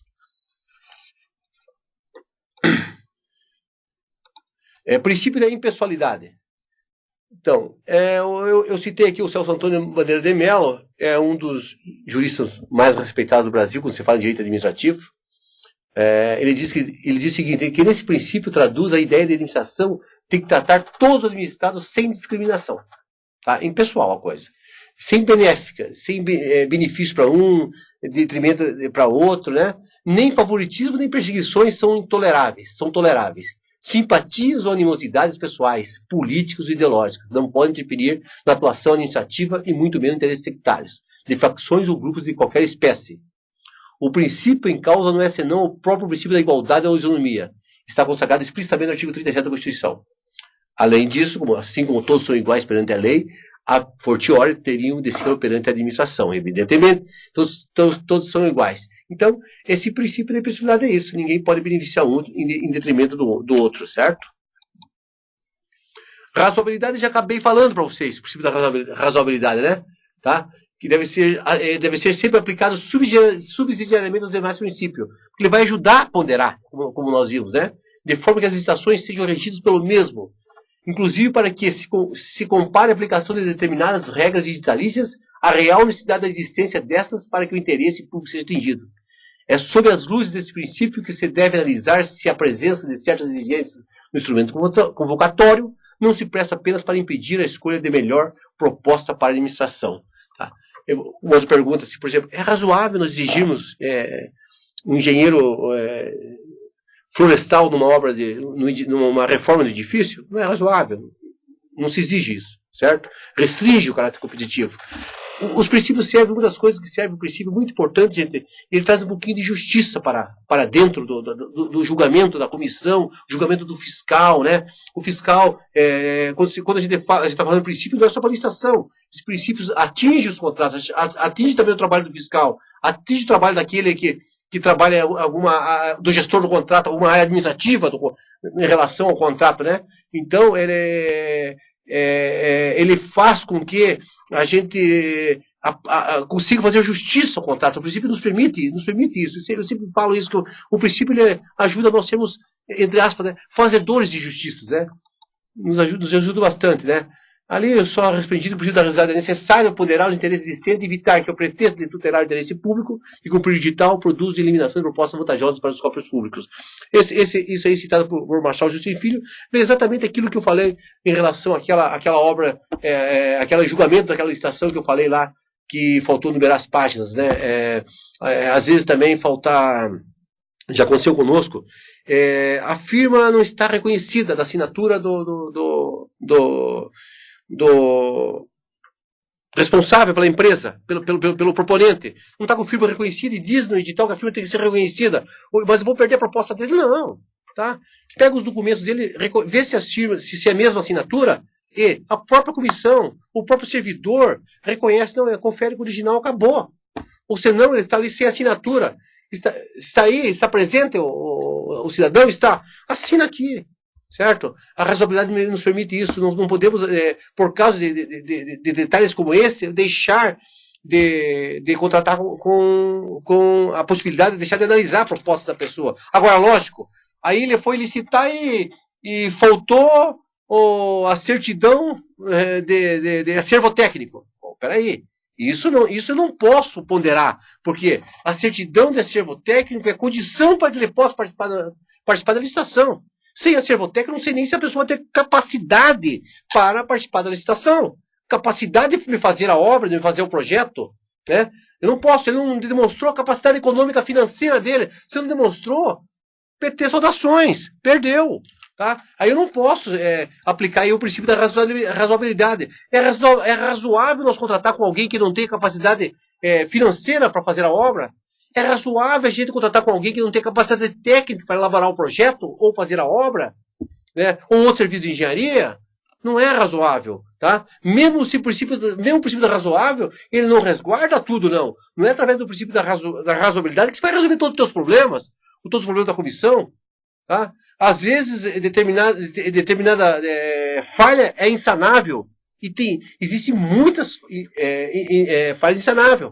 O cidadão fez a proposta e na sua proposta, tá, o valor está acima do preço máximo. Gente, esse preço é inexequível, não tem como executar acima. Inaceitável esse preço. Mas ele poderia abaixar, não é razoável deixar abaixar. Já deu o preço. Tá? Não é razoável. Então, o princípio da razoabilidade não pensa em resguarde tudo, não. Resguarda tudo. Ele não é usado todo dia, assim, como uma saída para tudo. Tá? Ele é uma saída para quando realmente for razoável aceitar aquela proposta, apesar de essa, que eu chamo, e muitos autores chamam, essa mera irregularidade, essa irregularidade sanável. Nós, no Estado do Paraná, temos a felicidade de ter um edital, por exemplo, dizendo, são sanáveis tais irregularidades. Isso nos ajuda bastante. A experiência das pessoas que trabalharam em diversas concorrências, licitações, em diversas licitações, nos ajudaram a trazer muitas dessas coisas para dentro do digital. Mas mesmo assim, às vezes aplicamos o princípio da realidade com coisas que não constam no digital exatamente para que o Estado não perca com isso. Certo, gente? Outro princípio, o princípio da motivação. Tá? A administração, gente, deve apresentar as razões que levam a tomar determinada decisão. Isso se deve verificar com clareza nas decisões tomadas pelas comissões de licitação. A ausência de motivação implica a impossibilidade da ampla defesa, uma vez que não se pode contra-argumentar um ato do qual não se sabe as razões que o levaram a ser efetivado, seja tanto as razões de fato como as de direito. Gente, é preciso motivar o ato. Vamos ver o que o Carlos Ari Sunes falou. O princípio da motivação exige que, sob a pena de nulidade, os atos de julgamento sejam acompanhados de exposição de motivos ampla e suficiente justificado. Falando em contrato. Estou com um contrato. Aí o fiscal diz assim, anota lá no seu relatório de vistoria de obras, a empresa está multada. Porque não cumpriu o contrato. Isso é motivação, gente. Isso não é motivação. Tem que dizer, está multada porque não cumpriu a cláusula tal do contrato, uma vez que atrasou X dia a obra, era para ser entregue conforme o cronograma físico-financeiro dia tal, e só entregou dia tal. Tem que justificar o ato. E ainda, se tiver esse conhecimento que pode ser adquirido facilmente, contraria a lei, o artigo tal da lei 15.608, a lei 866, etc. Tal. Se modifica de fato, tá? De fato. Qual é o fato? A empresa atrasou a obra. E de direito? Ela não cumpriu a cláusula tal do contrato. Tá? Então você justifica de fato e de direito. Tá? Essa justificativa tem que ter. Sempre. Senão, como é que vai fazer defesa? Eu multei porque inadimpli o contrato. O que eu fiz? O que inadimpli? Quantos dias? Tá? Aonde que está a comprovação que inadimpli? Que cláusula que diz isso do contrato? Então, essa motivação tem que ser dada. Senão, sabe o que vai acontecer, gente? Nós vamos multá-lo, ele vai à justiça, nós vamos defender o Estado e nós vamos perder a ação por falta de motivação. Nós vamos ter que chamar o fiscal e dizer, olha, perdeu por causa disso. Você não cumpriu bem o teu papel. Certo? Então, tem que motivar, é obrigado a motivar o ato. Se não motivar o ato, fere o princípio. E princípio nós vimos que é norma. Ferir uma norma há uma ilegalidade. Se há uma ilegalidade, o judiciário vai dar a favor de quem foi multado. No caso desse, foi penalizado, no caso desse exemplo que nós acabamos de dar. Beleza? Princípio da supremacia e da indisponibilidade do interesse público. Esse princípio se revela no confronto entre o interesse público e do particular. Quando há o confronto desses dois interesses, gente, prevalece sempre o interesse público, em detrimento do interesse do particular. Tá? Caracteriza o interesse público como interesse primário. Tá? Primário, diferente do... Não é o interesse da população, gente. Não é interesse do aparelho estatal. Não é interesse da administração pública. Não é interesse da autarquia tal, da secretaria tal, da prefeitura tal. É interesse do povo, da população. Isso chama-se interesse primário. Tá? Esse interesse é mais importante que o interesse do privado. Tá? E quando nós lidamos com interesse público e falamos de interesse público primário, aquele interesse que a população tem que aquela escola saia, que seja construída aquele posto de saúde, o interesse que aquela biblioteca esteja sendo usada pela população, interesse que aquela pavimentação seja feita, e assim por diante. Interesse que a população tem por aquela obra ou aquele serviço de engenharia. Não se trata pelo direito da administração, mas de dever, pois não se pode dispor dessa exigência, enquadrando-se aí o princípio da indisponibilidade do direito público. Direito público é indisponível. Você, quando está numa obra, quando você é gestor de um contrato, ou quando você é fiscal de um contrato, você não pode dizer assim, ó, puxa vida, eu não vou multar. Não vou multar, não estou afim de multar, não quero multar. Você não pode falar isso. Porque, além de ser um dever, é um direito do Estado multar. E é indisponível isso. Nem você, nem o gestor do contrato, nem você se for fiscal, nem o gestor do contrato, nem o diretor-geral da autarquia, nem o secretário, nem o governador, nem o prefeito, ninguém pode dispor do interesse público. É interesse público que sai a obra. É interesse público que as pessoas executem bem a obra. Então é interesse público que, uma vez não executada a obra, seja sim penalizado aquele que não executou a obra. Então há esse princípio. Nós não podemos dispor quem somos nós para isso. Tá? Nós não somos o Estado.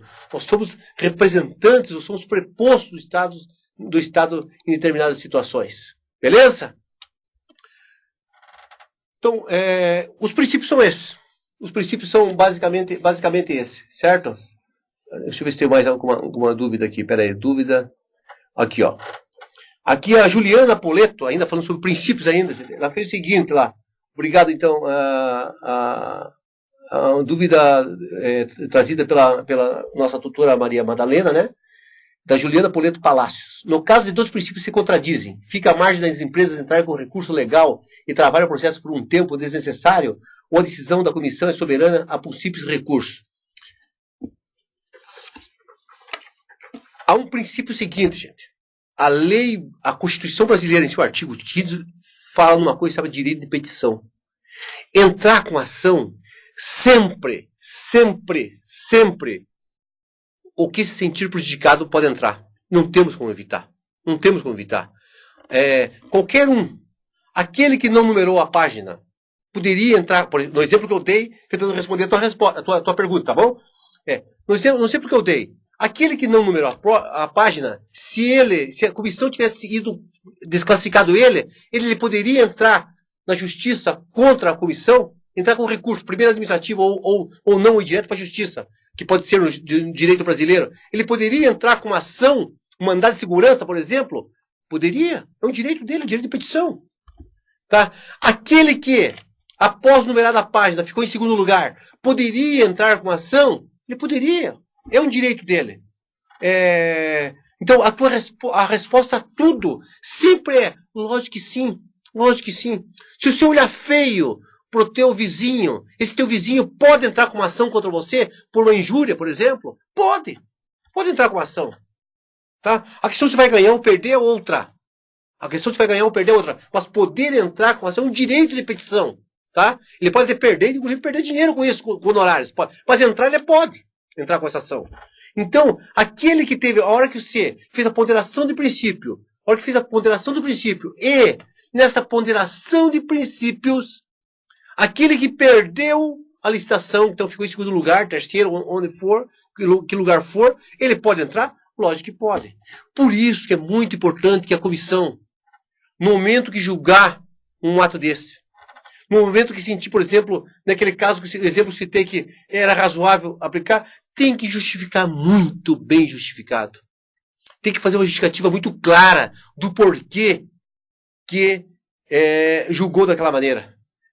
Preferencialmente, estar muito a par das jurisprudências, dos órgãos de controle externo, das jurisprudências dos tribunais, para que esse julgamento, quando a jurisprudência te favorece, evidentemente a chance, a possibilidade de você, numa demanda judicial, ganhar é muito maior. Tá? Por isso que, naqueles cadernos orientadores, eu me preocupei em colocar no caderno número 8 todas as súmulas referentes a todas as súmulas, até aquela época, referentes a obras de engenharia. Porque o que são súmulas do TCU? Súmulas são julgamentos reiterados do Tribunal de Contas da União. Julgaram tanto que virou súmula. Quer dizer, se cair no Tribunal de Contas da União, em qualquer tribunal, gente, de contas, tá? A tendência é que seja julgado da mesma maneira. Tá? Então, o que eu digo para vocês, você me diz assim, é possível e travar por um longo tempo? Esse risco vai ter sempre. Mesmo por qualquer motivo. Por qualquer motivo. Não apenas por motivo como esse, mas por outro motivo. Então, o risco de intragação não é por isso. É porque é um direito.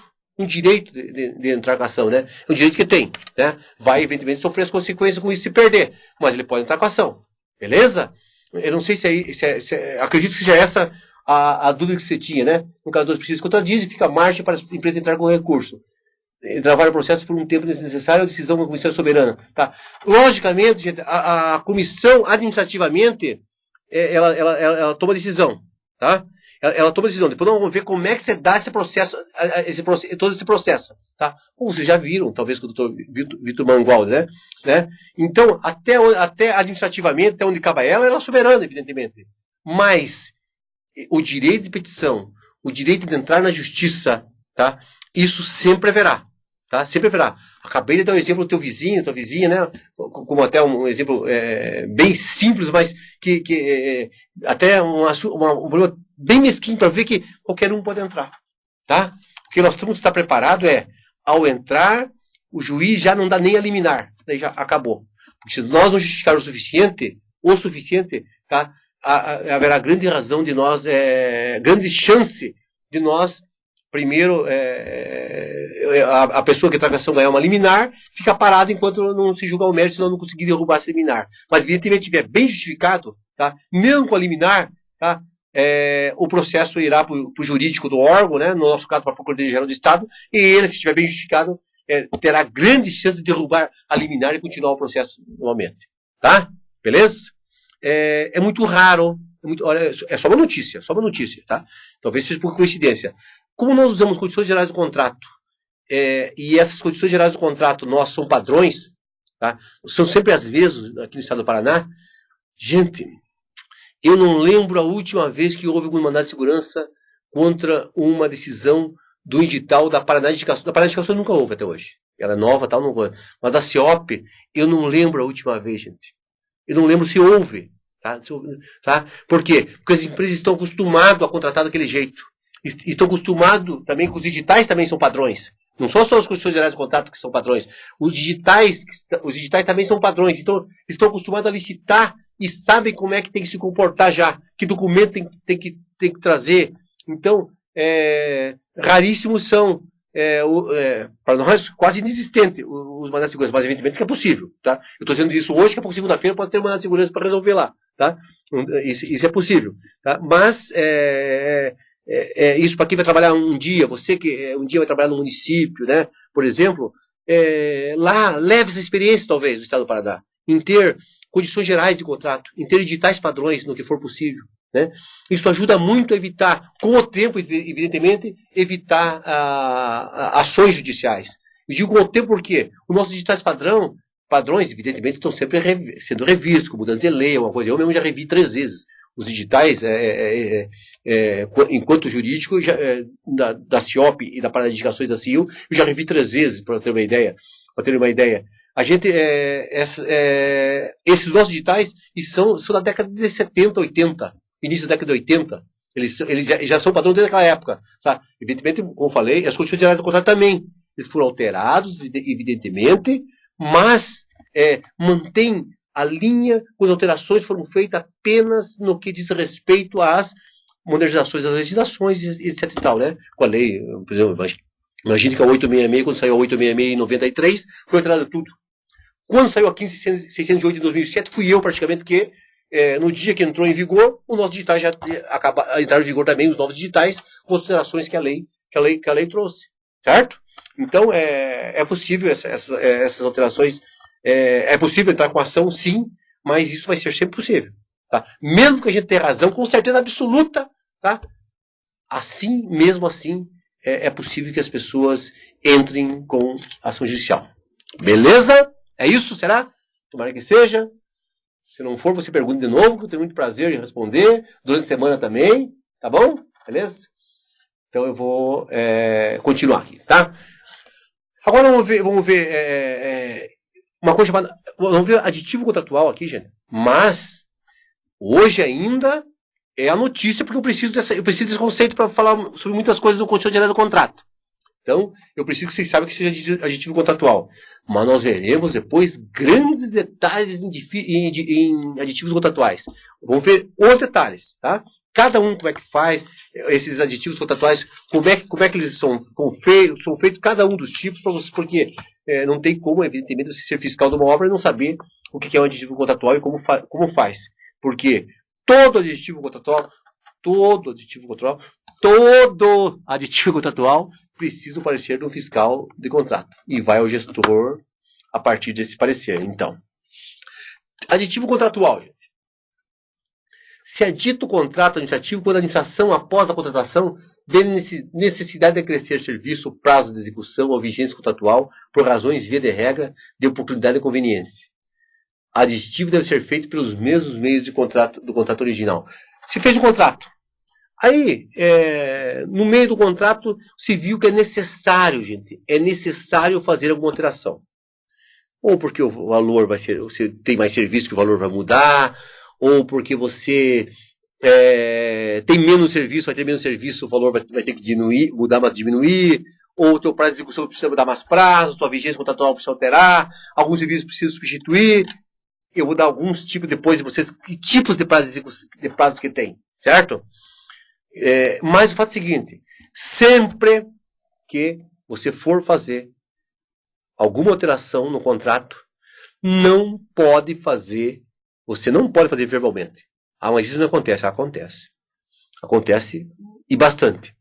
Felizmente hoje, por exemplo, na parada de indicações, isso me parece quase impossível de acontecer, com tanto que a gente buscou doutrinar o pessoal. Mas já vimos isso com uma coisa comum da seguinte maneira, gente. Cuidado fazer assim, gente. Cuidado, não façam assim. Não façam assim que vocês estão correndo risco o patrimônio de vocês, o nome de vocês, o cargo de vocês. Cuidado. Quer fazer o aditivo, vai mudar alguma coisa? Vai fazendo. Vai fazendo, depois a gente faz o aditivo. Você está fazendo um contrato verbal. Tá? Você não pode fazer contrato verbal. O nosso contrato, via de regra, é contrato escrito. O nosso contrato são, via de regra, eles são escritos. Tá? Não são verbais. Ele tem que ser escrito. Quando, por motivos vários, a administração ordena de forma oficiosa que a contratada execute, para então apenas, em momento posterior, vir a se levar a elaborar o respectivo termo aditivo, está caracterizada a contratação de forma verbal. Então, se fez verbal. Você assumiu o papel de Estado e disse assim, ó, vai fazendo, depois a gente faz. Depois a gente acerta isso. Tá? O duro, gente, é que vai fazendo, nesse meio vai lá alguém do controle externo, por exemplo, no Tribunal de Contas, por exemplo, e pega. é multa para você, não tem dúvida nenhuma. O contrato administrativo verbal, execução de obras e prestação de serviço, é nulo de pleno direito. A única exceção que a lei proporciona é para pequenas compras, coisa até R$4.000 hoje, gente. Tá? Pequenas compras. Olha lá o artigo 60. O que diz o artigo 60 da lei 8666? É nulo e de nenhum efeito o contrato verbal com a administração, salvo o de pequenas compras, aquele que eu falei até R$4.000. Então é nulo. Tá? O contrato é nulo, você não pode fazer. A ausência do termo aditivo ao contrato administrativo escrito torna o termo verbal. Tá? Se você, quando eu falo contrato, gente, eu estou falando também em termo aditivo. Tá? Porque o que é o termo aditivo? É um contrato. É a parte do contrato, vai ser aditado ao contrato. Se você tem um contrato original, a hora que você editou, você mudou aquele contrato. Tá? Você mudou. Então, um termo aditivo é um contrato. Um termo aditivo verbalmente, vai fazendo, tá? Ele é nulo, gente. Nulo de pleno direito. Tá? Esse contrato é nulo. Tá? A administração deve pagar a indenização contratada pelas prestações já executadas de um contrato administrativo declarado nulo. Tá? Então, o que diz no artigo? A nulidade não exonera a administração do dever de indenizar o contratado, pelo que este houver executado, até a data em que ela for declarada, e por outros prejuízos regularmente comprovados, contanto que não lhe seja imputável, promovendo a responsabilidade de quem lhe deu causa. Vocês entenderam isso, que pega de quem mandar. Então, assim, ó, vai fazendo. Aí, o contrato foi nulo, o que você tem que fazer? Você mandou a empresa fazer. Tá? A empresa recebeu uma ordem tua, uma determinação sua como fiscal. O fiscal tem essa autoridade enorme que o Marlon deve ter falado para vocês o que é a autoridade do fiscal, é muito grande. Aí, você manda fazer, o cara fez, você não vai pagar o cidadão? Não tem. O que a lei diz? Não, tem que pagar. A gente paga, a gente chama-se por indenização. O que significa? Não é que a rubrica do contrato, não é aquele dinheiro que foi empenhado para pagar o contratante. Você vai lá e indeniza, torna indene. Se o cara gastou 5 mil fazer, paga os 5 mil. Lógico, se não foi ele que deu causa a isso, ele que foi se meter, fez. Se ele foi se meter e fez por conta própria sem ordem fiscal, o que a gente vai dizer para ele? Muito obrigado, se deu de presente para o Estado. Porque o empreiteiro não pode chegar o empreiteiro não pode chegar e ir fazendo por conta própria. Né? Se ele fizer isso, muito obrigado. Se está apresentando o Estado, não vai ser indenizado por isso de jeito nenhum. Tá? Tem que demonstrar, e geralmente isso está demonstrado nos autos, que o fiscal, ele deu essa autorização para ele fazer a obra. Tá? Mas vocês viram o finalzinho ali do artigo? Gente? Vou repetir para vocês. Ó, tá? Contanto que não lhe seja imputável, promovendo a responsabilidade de quem lhe deu causa. Então, você paga, mas sempre, o que vem para o jurídico, tá? Vem para eu dar um parecer, o que eu vou dizer? Puxa, demonstrando que, caso o gestor demonstra que não foi, que quem não deu causa não foi o contratado, mas sim a própria administração, uma vez que o seu fiscal autorizou, tal, deve ser indenizado a empresa pelos serviços executados. Porém, deve-se promover um processo administrativo contra o servidor que fez o contrato verbal. Nesse processo administrativo, ele poderá ser penalizado, desde a advertência até a exoneração. Isso é lá com a comissão do processo administrativo. Mas ele será aberto, como foi tantos já vi tantos, na época, logo a gente chegou na CIOP. Hoje, felizmente, faz muito tempo que a gente não vê isso. Tá? Deve ser aberto o processo administrativo. Tá? Beleza? Ó, eu só demonstrando, eu quero só para mostrar uma decisão, então, do recurso especial, então, no STJ, Superior Tribunal de Justiça. Processual civil, contrato administrativo, licitação. Contrato nulo, violação do artigo 535 do CPC, inocorrência. Agora, vedação de enriquecimento ilícito, dever de indenização. O ordenamento jurídico pátrio veda o enriquecimento sem causa em face de contrato administrativo declarado nulo, porque é inconcebível que a administração incorpore ao seu patrimônio prestação recebida do particular sem observar a contraprestação, qual seja o pagamento correspondente ao benefício superior. Então, conclui-se pela necessidade de se efetivar o pagamento, porém, deve ser indagado quem deu causa à contratação sem respaldo em contrato administrativo. Tá? O responsável pelo contrato nulo deverá ser responsabilizado na forma da lei. Tá? Significa, então, que pode ser, inclusive, cobrado dele os valores, daí, caso isso não tenha beneficiado o Estado, os valores relativos ao contrato. Beleza? Então, isso é muito importante para nós. Ah, mas eu estou com pressa, não sei, eu estou com pressa, e se eu falar a obra para. Que pare, gente. Que pare a obra. Que pare a obra. Mas antes de continuar um serviço que não foi contratado, não continue. É um modesto conselho, se me permite, desculpe, até os que eu não conheço, receber conselho de quem não conhece, mas pela experiência que você tem. Não façam isso, gente. Não façam isso. Pare.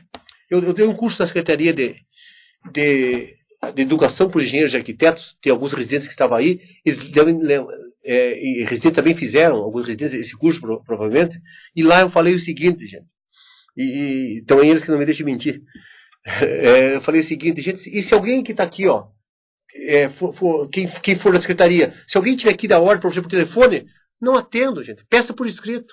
O que é por escrito? É o termo aditivo, tá? Porque, sabe o que vai acontecer, gente? Se depois de algum problema, a pessoa que deu a ordem por telefone, vai fazendo depois ele faz o termo, né? Porque às vezes o dirigente lá, o gestor do contrato, ou o dirigente do órgão diz assim, ó, vai fazendo o termo, depois a gente faz, depois a gente elabora. E se no meio do caminho der um problema, daí você vai dizer assim, ó, mas foi o gestor que falou. Aí o tribunal vai perguntar pro gestor, o gestor vai falar o quê?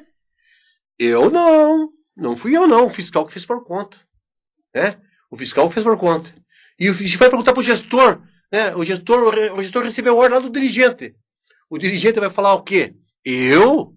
O gestor vai dizer, foi o dirigente que me deu a ordem. O dirigente fala, eu não, fui gestor do contrato. Aí vai cobrar do dirigente do órgão. O dirigente do órgão vai dizer, mas não fui eu. Gente, foi o governador que me deu a ordem, foi o secretário que me deu a ordem. O secretário e o governador vão dizer assim, eu não. Na verdade, então, o que é o melhor de tudo? O melhor, evidentemente, são brincadeiras que a gente faz também, mas o melhor de tudo é não fazer sem ter o termo aditivo antes. Que tipo de termo aditivo que tem? Por exemplo, prazo de execução é um dos termos aditivos. Que de prazo de execução? Já expliquei um pouquinho o que é, mas só para repetir, prazo de execução é o prazo que você tem efetivamente para executar a obra. Até tal dia você tem que me dar a obra pronta. Se escreve no contrato para, lógico, nos termos jurídicos, lá tem um bonitinho e tal, no contrato para as empresas. Até tal dia você tem que ter estar com a obra pronta. Tá? Aqui ali é o prazo de execução. Mas, às vezes acontecem alguns motivos que levam a ampliar esse prazo.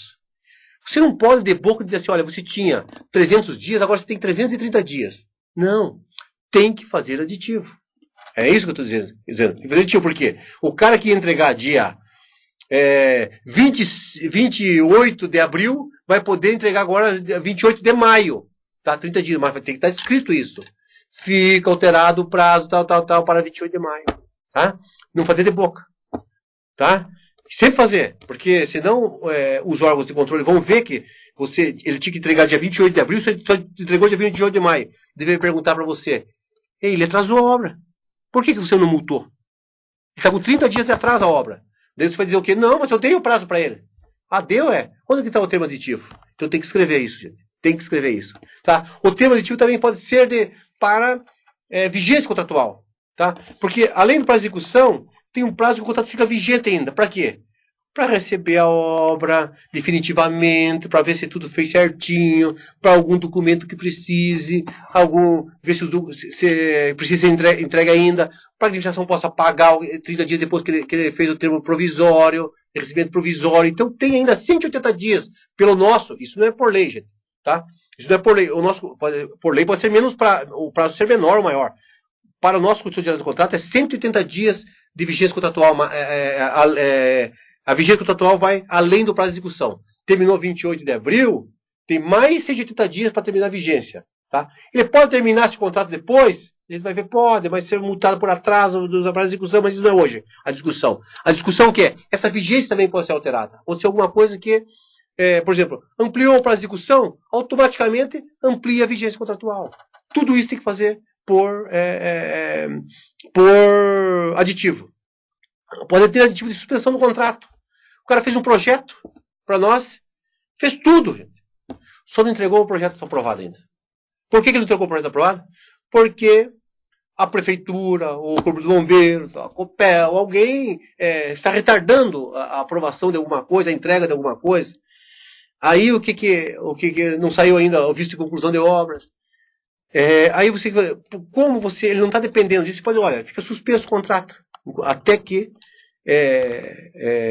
evidente, isso dentro do prazo de vigência, evidentemente, senão o prazo fica determinado, né?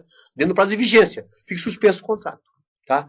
Até que aquilo se resolva aquele problema, tá? Beleza? Suspensão de contrato também pode ser. O tema aditivo assim, mais complexo é a alteração de valor.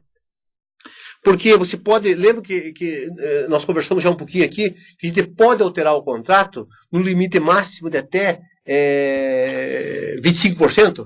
Não sei se estão lembrados. Até 25%, eu quero retornar aqui, ver se tem alguma pergunta, enquanto eu continuo aqui. 25%, então, você pode alterar para mais ou para menos uma obra nova, por exemplo, em 25%. Uma reforma em 50%. Tá? Mas você para fazer isso, não pode dizer, ó, vai fazendo, depois eu vejo. Eu quero uma sala de aula a mais. Vai fazendo, depois a gente faz o termo aditivo. Estou dizendo o seguinte, tem que antes fazer o termo aditivo. Faz o termo aditivo para depois fazer essa parte da obra. Ou serviço de engenharia. Tá? Alteração do valor, e para menos também. Depois a gente vai ver detalhe a questão de 25%, 50%. Você pode, quando substituir um serviço, tem que fazer termo aditivo? Tem que fazer termo aditivo. Se você tem um serviço, quer tirar esse serviço e colocar outro. Depois nós vamos explicar como é que a gente faz isso matematicamente, como é que se calcula isso nas outras aulas. A gente vai ver. Tem que fazer termo aditivo. Substituição de serviço. Alteração do cronograma físico-financeiro. Tem. Por quê? O cronograma diz que cada 30 dias, no primeiro 30 dias você vai pagar 200 mil, no segundo depois vai pagar 300 mil. Você vai alterar isso, você está alterando o pacto, então você está mudando o contrato. Mudou o contrato sem fazer aditivo. Então, gente, para finalizar, evidentemente, essa parte, assim, sempre que for alterar o contrato, alterar o pacto, tem que fazer por aditivo. Tem que fazer por termo aditivo. Escrito, assinado pelas duas partes. Beleza? Tá? Ó, tem mais uma pergunta aqui. Tá? Vamos ver, do Polo de Maringá, tal. Acho que eu não consegui ver a pergunta aqui, meu Deus. Estou aqui com a pergunta.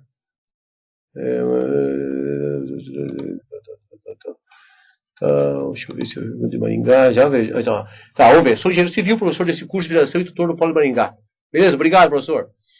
Em uma licitação que participei no ano passado, a firma na qual eu trabalhava foi desclassificada no processo licitatório porque no carimbo do responsável técnico pela empresa, na proposta comercial, não estava explícito de engenheiro civil, mas havia o número do CREA. Foi razoável, totalmente irrazoável.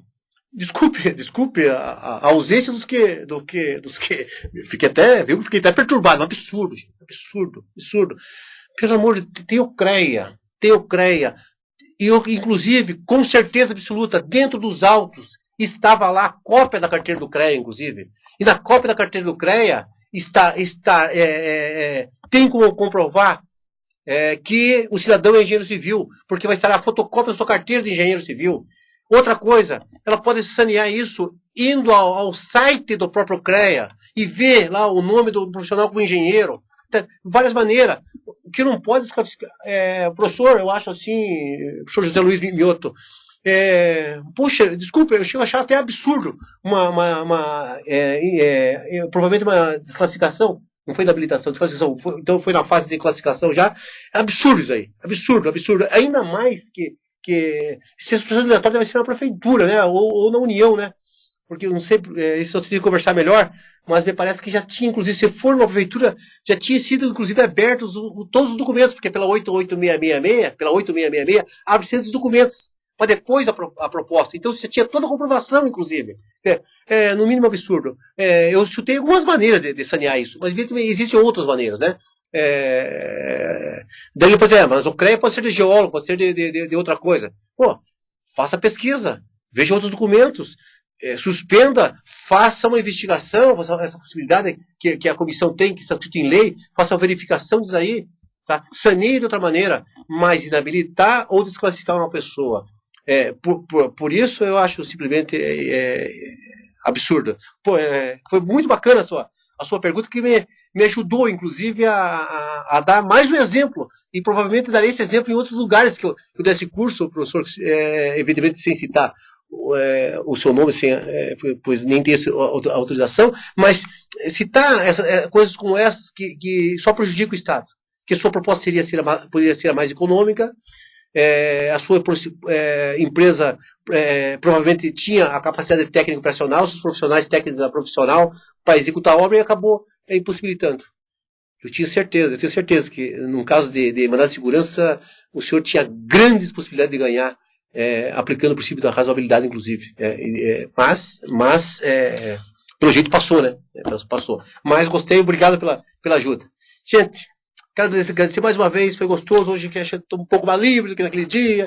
A gente vai pegando o jeitão das máquinas, das coisas aqui. Quero agradecer muito a vocês. Estaremos aqui fora. A próxima sexta, a próxima, né, porque é feriado, a próxima, né, só na outra, né? Que Deus abençoe vocês, muita saúde, muita paz para você nos seus lares, né? Estou sempre à disposição, pergunte, usem o fórum, usem o que o curso permite, que esse diálogo entre a gente é importante. Vocês veem que eu não dei atividade ainda para vocês, gente, tá? Mas calma que elas virão. Devagarinho, em conta-gotas. Essa parte inicial que nós tínhamos que dar, eram fundamentos. Na aula que vem, olha o que nós começamos. Condições gerais de contrato. Tratando cada uma. Regime de execução, os elementos técnicos instrutores, os controles de execução, qualidade da rede, tudo que diz respeito às condições gerais do contrato, nós vamos tratar com vocês aqui. A coisa agora vai ficar quente. Nós vamos trazer as coisas práticas dessa nossa disciplina, tá bom? Muito obrigado, Deus abençoe, até a próxima.